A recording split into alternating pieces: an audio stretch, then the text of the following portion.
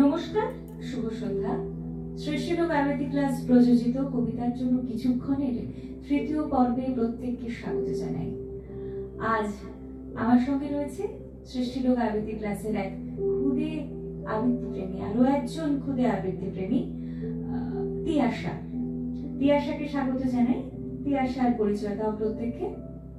নমস্কার, আমি তিয়াশা দেবনাথ।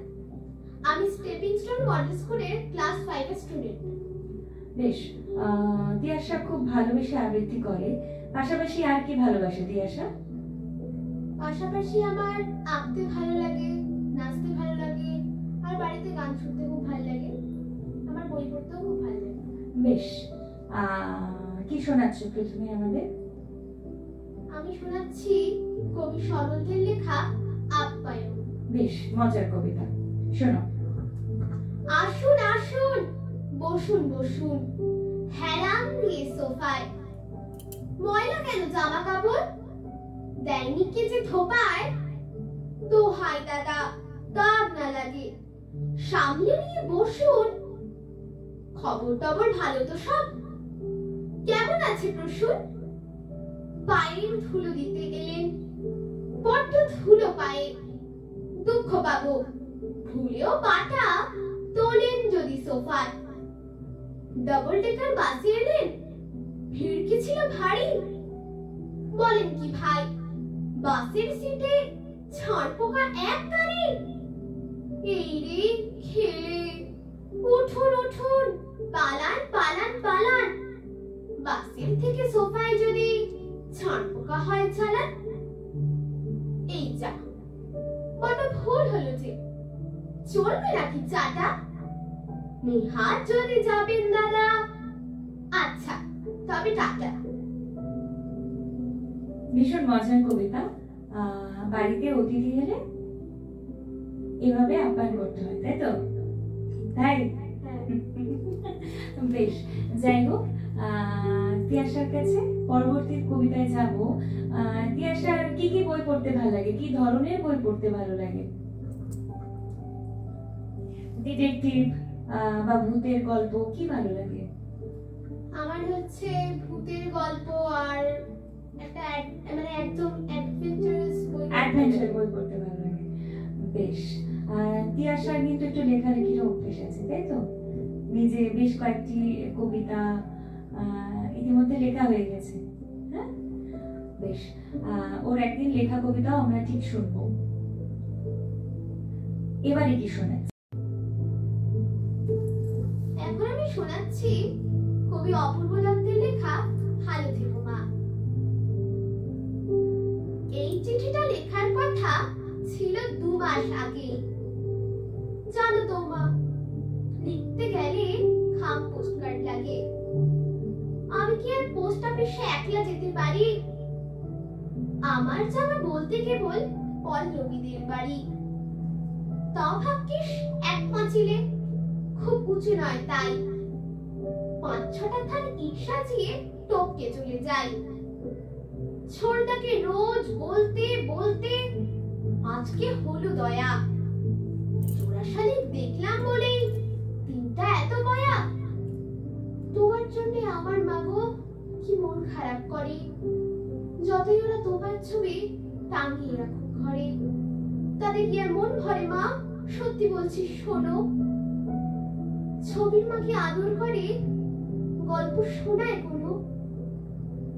বাবা বলে তোর মা গেছে দূরে, অনেক দূরে, এই ধরনের শিমুলতলা কিংবা মধুপুরে।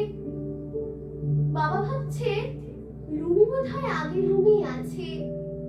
উল্টো পাল্টা যা হোক কিছু বুঝিয়ে দিলেই বাঁচে।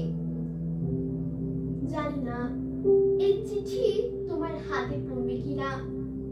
তুমি তো আর আসবে না, তাই আসতেও লিখছি না। একটা কথা চুপি চুপি লিখছি তোমায় শেষে।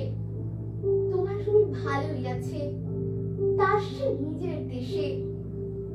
ভালো থেকো। আমার কথা মনে পড়লে বলো।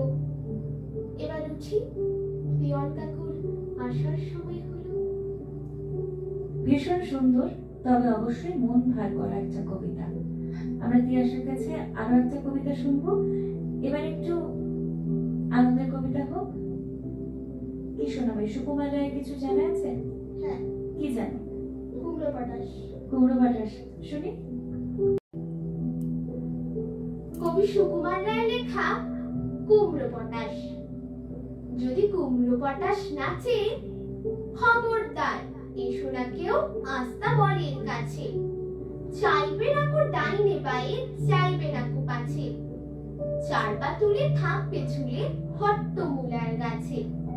যদি কুমড়ো পটাশ কাঁদে, খবরদার খবরদার বসবে না কেউ ছাদে।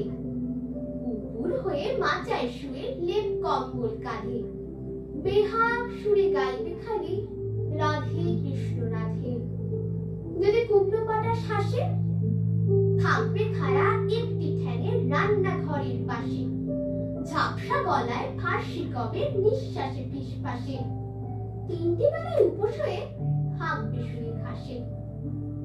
যদি কুমড়ো পটাশ ছোটে, সবাই যেন তরবরিয়ে জানলা বেয়ে ওঠে। পুকুর জলে আলতা ভুলে লাগায় গালে ঠোঁটে। ভুলেও যেন আকাশ পানে তাকায় না কেউ মোটে। যদি কুমড়ো পটাশ ডাকে, সবাই যেন সামলা এঁটে গামলা চড়ে থাকে। ছিঁচকি শাকের ঘন্ট বেটে মাথায় মলম মাখে। সপ্তমীর তপ্ত ঝমা খসতে থাকে নাকে।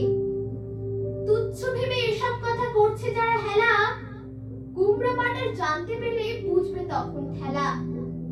দেখবে তখন কোন কথাতে কেমন করে ফলে। আমায় তখন দোষ দিও না, আগেই রাখি বলে। বেশ ভীষণ মজার একটা কবিতা শুনলাম। আমরা কিন্তু রবি ঠাকুর শুনলাম না। এই মুহূর্তে আমার একটু ছোটদের কবিতা, যেহেতু ছোটই পাশে বসে আছে, ছোটরাই পাশে বসে কবিতা বলে এই এপিসোড গুলিতে, তো আমার ভীষণ ছোটবেলায় ফিরে যেতে ইচ্ছে করছে। লুকোচুরিটা শুনতে চাই, হবে? শুনি।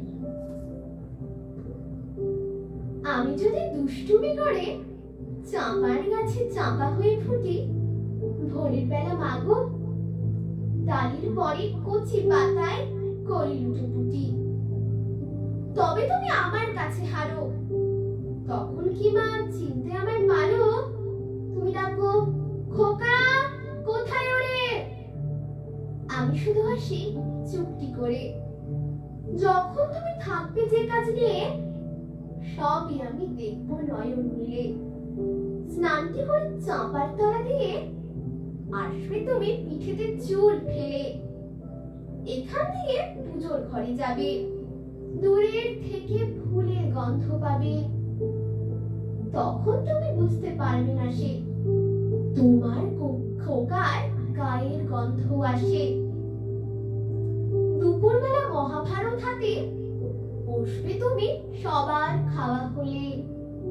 গাছের ছায়া ঘরের জানালাতে পড়বে এসে তোমার পিঠে কোলে।